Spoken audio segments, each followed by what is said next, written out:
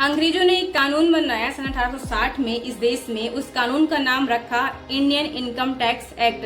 हिंदुस्तान के इतिहास में मैंने बहुत ढूंढा, कोई एक राजा ऐसा नहीं मिला जिसने कभी भी इनकम पर टैक्स लगाया हो। इस देश में तो ऐसे राजा हुए जो कहा करते थे कि इनकम को कभी भी टैक्स मत लगाओ, टैक्स लगाना ही है तो खर्चे पर लगाओ। एक महान व्यक्ति हुए इस देश में जिनका नाम था आचार्य चाणक्य। उनका कहना था कि जिस राज्य की प्रजा पर कर ज्यादा होता है वह राज्य भिखारी होता है। वह कहते थे कि कर लगाकर राजा के हाथ में ज्यादा पैसा देना बहुत बड़े खर्चे को निमंत्रण देना है। राजा का दिमाग कब खराब हो जाए और कब वह आपके द्वारा दिए गए कर को बर्बाद करना शुरू कर दे, आप क्या करेंगे?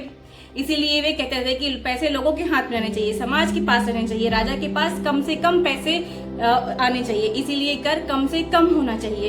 तो उन्होंने ये व्यवस्था दी थी। परिणाम जानते हैं क्या हुआ? कितने साल चाणक्य इस देश के प्रधानमंत्री रहे। भारत दुनिया में सोने की चिड़िया जैसा देश था। Thank you.